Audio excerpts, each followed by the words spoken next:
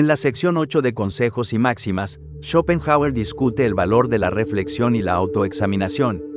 Escribe que, para vivir una vida enteramente prudente y discreta, y para extraer de la experiencia toda la instrucción que contiene, es necesario estar constantemente pensando hacia atrás, haciendo una especie de recapitulación de lo que hemos hecho, de nuestras impresiones y sensaciones, y comparando nuestros juicios anteriores con los actuales, lo que nos propusimos y luchamos por lograr con el resultado real y la satisfacción obtenida. Él escribe, la experiencia del mundo puede considerarse como una especie de texto, y la reflexión y el conocimiento como el comentario. Cuando hay mucha reflexión y conocimiento intelectual, pero muy poca experiencia, el resultado es como esos libros con 2 líneas de texto y 40 de comentario por página. Este sería el caso de las personas que hacen muy poco, pero reflexionan demasiado sobre ese poco que hacen, y la sugerencia aquí parece ser que esto no es ventajoso. Mucha experiencia con poca reflexión y poco conocimiento produce libros como los de los adivinos antiguos, donde no existen notas y hay mucho que resulta ininteligible. El consejo dado aquí está a la par con una regla recomendada por Pitágoras: revisar cada noche, antes de dormir, lo que hemos hecho durante el día. Vivir al azar, en el bullicio de los asuntos o del placer, sin reflexionar sobre el pasado, es como ir sacando algodón del carrete de la vida sin ninguna idea clara de lo que hacemos. Y un hombre que vive así tendrá un caos en sus emociones y una confusión constante en sus pensamientos, lo cual se manifiesta rápidamente en el carácter abrupto y fragmentario de su conversación. Un hombre será más propenso a este destino cuanto más vida agitada lleve entre una multitud de impresiones, y cuanto menor sea la actividad de su propia mente. Para Schopenhauer, es pertinente observar que, cuando los eventos y circunstancias que nos influyeron desaparecen con el tiempo, ya no podemos recuperar ni renovar el estado emocional y la sensación que nos provocaron.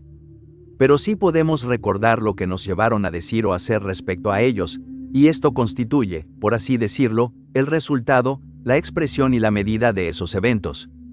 Por lo tanto, debemos ser cuidadosos al preservar la memoria de nuestros pensamientos en los momentos importantes de nuestra vida, y aquí reside la gran ventaja de llevar un diario, lo cual es importante para, paso a paso, ir organizando nuestra vida.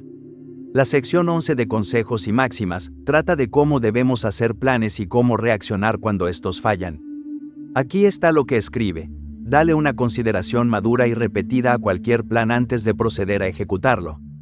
E incluso después de haberlo examinado a fondo en tu mente, haz cierta concesión a la incompetencia del juicio humano, pues siempre puede suceder que circunstancias que no pueden investigarse o preverse entren en juego y arruinen por completo tu cálculo. Esta reflexión influye siempre en el lado negativo de cualquier balance. Es una especie de advertencia para abstenerse de acciones irrelevantes en asuntos importantes. La primera lección aquí parece ser que todos nuestros planes pueden verse frustrados por el azar, por circunstancias imprevistas, y debemos tenerlo en cuenta incluso al planificar las cosas más importantes. El pesimista alemán continúa: pero, una vez que hayas tomado una decisión y comenzado tu trabajo, debes dejar que siga su curso y aceptar el resultado, no torturarte con nuevas reflexiones sobre lo que ya está hecho, ni renovar tus escrúpulos ante posibles peligros.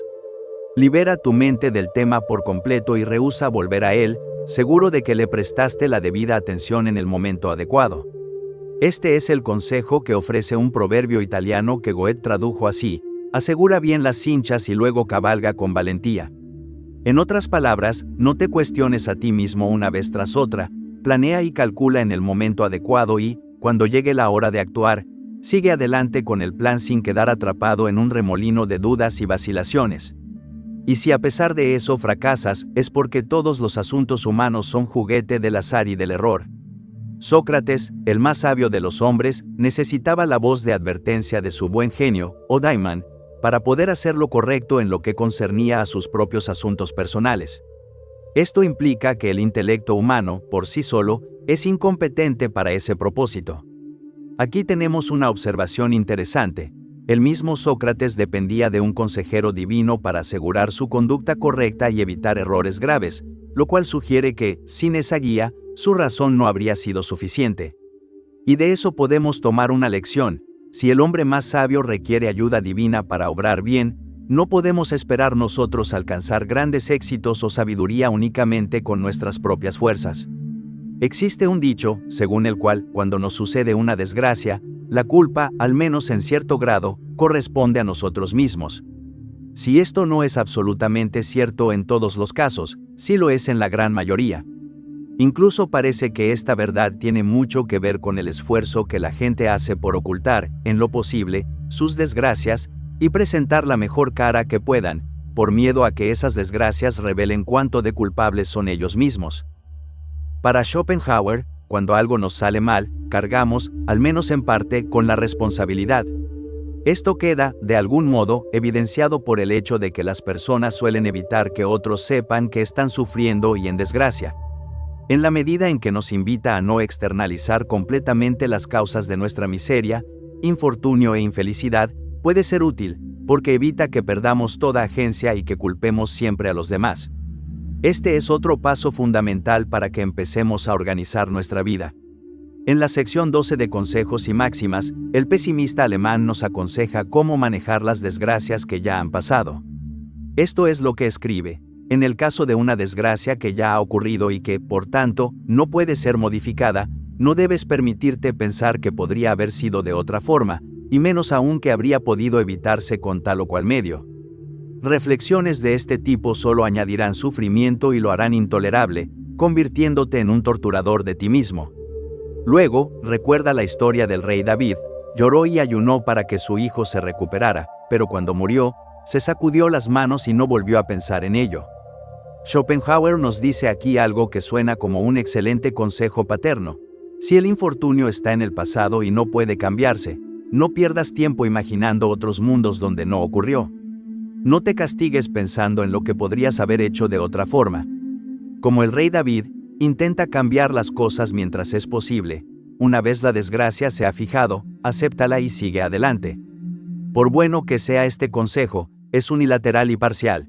Sirve para aliviar y tranquilizar en el momento, y es efectivo, sin duda, pero cuando nuestras desgracias han sido causadas, como sucede normalmente, por nuestra propia negligencia o insensatez, o al menos en parte por nuestra propia culpa, es positivo considerar cómo podrían haberse evitado, y hacerlo con frecuencia, aunque sea un tema delicado.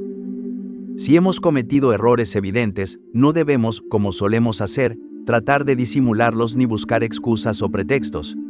Debemos admitir ante nosotros mismos que hemos cometido faltas y abrir bien los ojos ante toda su magnitud, para poder decidir firmemente evitarlas en el futuro. Siempre recuerda lo siguiente: quien ahorra la vara, malcría al niño. Schopenhauer aquí nos dice que, aunque sea bueno poder ignorar los mundos alternos, y soltar el pasado cuando ya no puede cambiarse, si nuestra imprudencia contribuyó a la desgracia, vale la pena causar un dolor psicológico deliberado, meditando en nuestra culpa, para grabar nuestra falta en la memoria moral y así no volver a cometerla. Schopenhauer, más adelante en este pasaje, también habla de las mañanas como un remedio inevitable para organizar nuestra vida. Esto es lo que dice: al amanecer, todas las pesadillas desaparecen como sueños. Como dice el proverbio español, noche en blanco, día en blanco, es decir, la noche tiene un color y el día otro. Pero incluso al caer la tarde, cuando se encienden las velas, la mente, igual que el ojo, ya no ve las cosas con la misma claridad que durante el día. No es un momento adecuado para una meditación seria, especialmente sobre asuntos desagradables. La mañana es el tiempo apropiado para eso, como lo es para cualquier esfuerzo, sin excepción, ya sea mental o corporal, porque el amanecer es la juventud del día, cuando todo está brillante, fresco y fácil de alcanzar. Es entonces cuando nos sentimos fuertes y con todas nuestras facultades completamente disponibles. No acortes la mañana levantándote tarde ni la desperdicies en ocupaciones sin valor o en conversaciones triviales. Considérala como la quinta esencia de la vida, casi como algo sagrado. Cada día es una pequeña vida, cada despertar y cada levantarse, un pequeño nacimiento, cada mañana, una pequeña juventud, cada irse a descansar y dormir, una pequeña muerte. Aquí vemos claramente que el pesimista alemán era una persona de las primeras horas del día, y recomienda reservar los pensamientos serios y el trabajo riguroso para ese momento, cuando nuestras capacidades mentales son más fuertes, evitando específicamente atormentarnos con preocupaciones mientras estamos acostados en la noche. Nuestro estado de salud, el sueño, la alimentación, la temperatura, el clima, el entorno y muchas otras cosas externas influyen de manera importante en nuestro estado de ánimo, y por lo tanto, en nuestros pensamientos. Por eso, tanto nuestra visión de cualquier asunto como nuestra capacidad para trabajar dependen en gran medida del tiempo y del lugar. Conviene, entonces, aprovechar un buen estado de ánimo. Este control de la imaginación, que Schopenhauer recomienda, también nos prohíbe convocar los recuerdos de desgracias pasadas para pintar un cuadro sombrío de la injusticia o del daño que hemos sufrido, o de las pérdidas que hemos tenido, o de los insultos, desaires y molestias que hemos recibido. Hacerlo es dar nueva vida a las pasiones odiosas que hace tiempo dormían, al enojo y al resentimiento que perturban y contaminan nuestra naturaleza. En una excelente parábola, Proclo, el neoplatónico, señala cómo en toda ciudad la plebe vive junto a quienes son ricos y distinguidos. Del mismo modo, en cada hombre, por noble y digno que sea, hay en lo profundo de su naturaleza una multitud de deseos bajos y vulgares, que lo convierten en un animal. No debemos permitir que esa plebe interior se revele o siquiera asome la cabeza desde su escondite. Es horrible y ruin, y sus líderes rebeldes son precisamente esos vuelos de la imaginación que hemos estado describiendo. Es vital para ordenar nuestra vida entender esto. Si sostienes un objeto pequeño muy cerca de los ojos, reduces tu campo de visión y excluyes el mundo. De la misma manera, las personas o cosas más cercanas, aunque sean insignificantes, tienden a reclamar más atención de la que merecen, ocupándonos de manera desagradable y dejando sin espacio los pensamientos importantes. Debemos luchar contra esa tendencia. Es de la mayor importancia para quien sea capaz de pensamientos más elevados y nobles evitar que su mente quede completamente absorbida por asuntos privados y problemas vulgares hasta el punto de dejar que ocupen toda su atención y expulsen de ella materias más dignas, porque eso, en un sentido muy real, es perder de vista el verdadero fin de la vida. Por supuesto, para esto, como para tantas otras cosas, es necesaria la autodisciplina. Sin ella, no podemos gobernarnos a nosotros mismos, y la autodisciplina quizá no parezca tan difícil si consideramos que cada persona tiene que someterse a un gran grado de control severo por parte de su entorno y que, sin ese control, ningún modo de existencia es posible. Nada nos protegerá tanto de la compulsión externa como el dominio sobre nosotros mismos. Y, como dice Séneca, sométete a la razón si quieres que todo lo demás se someta a ti. Si vis omnia tibi subiser, te subis rationi. En otras palabras, si quieres someter todas las cosas a ti, primero sométete tú mismo a la razón.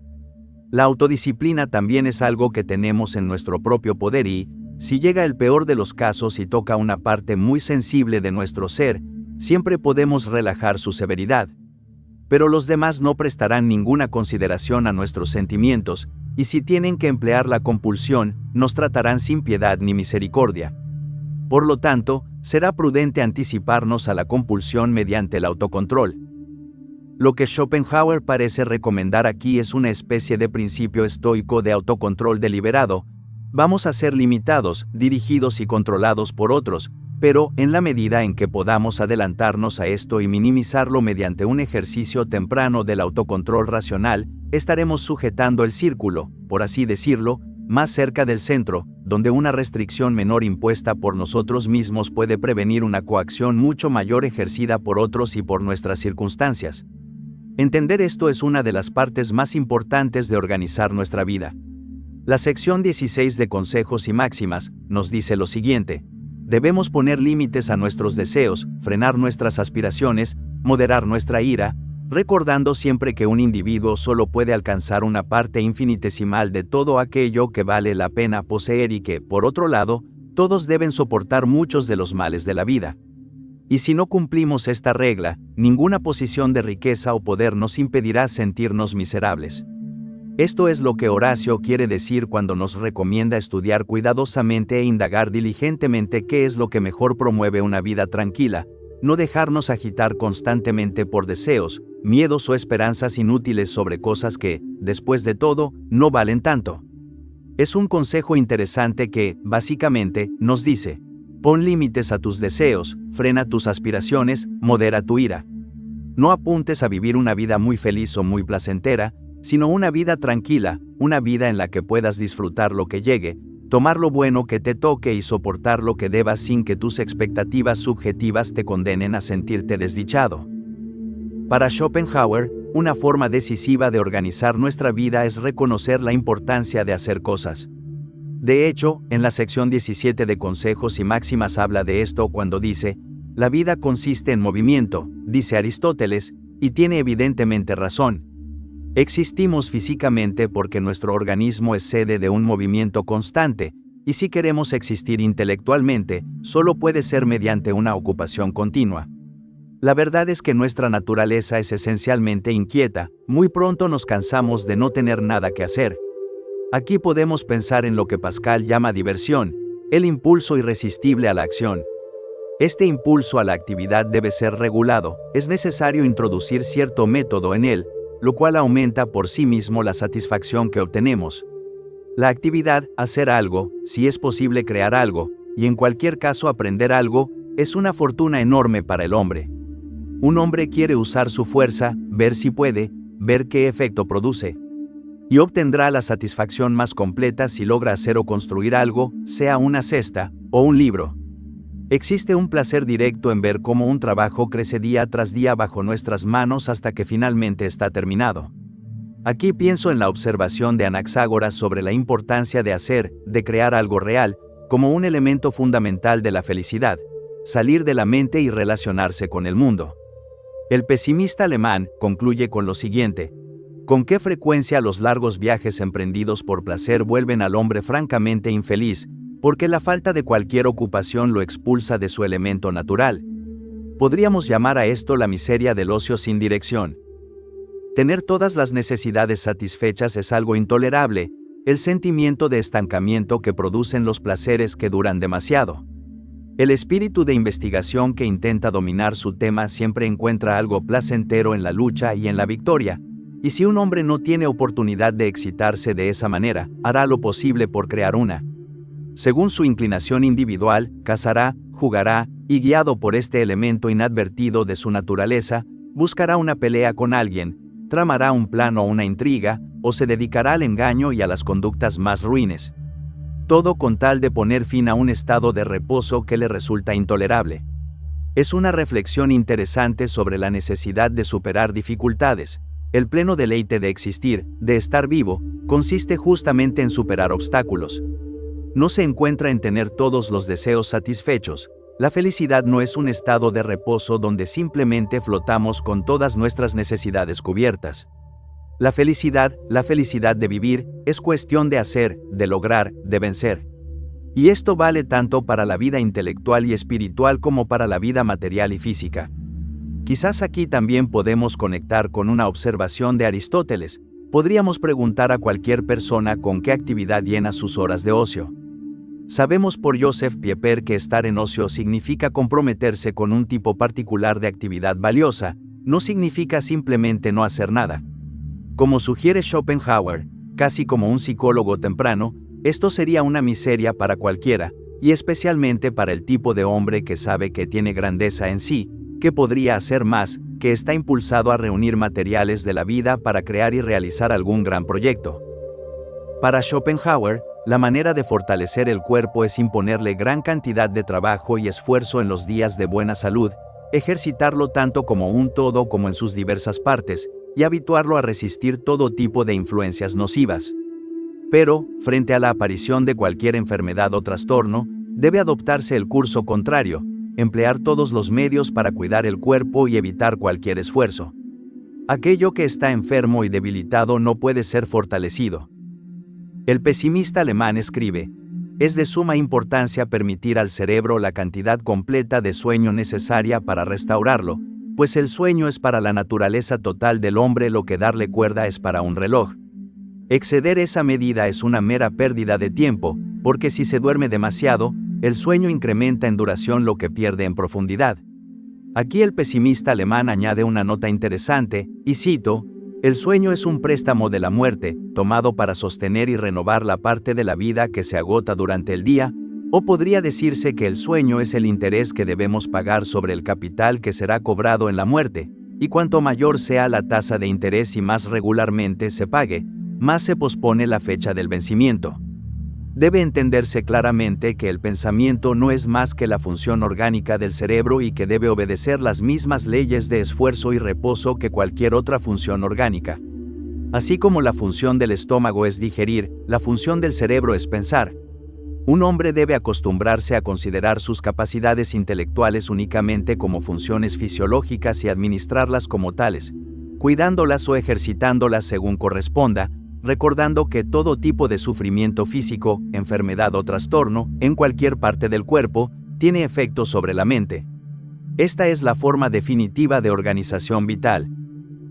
Tal como nos enseña Schopenhauer, aquel que pone a su Pegaso en un arnés y azota a su musa, pagará una penalidad similar a la que se exige por el abuso de cualquier otra clase de poder.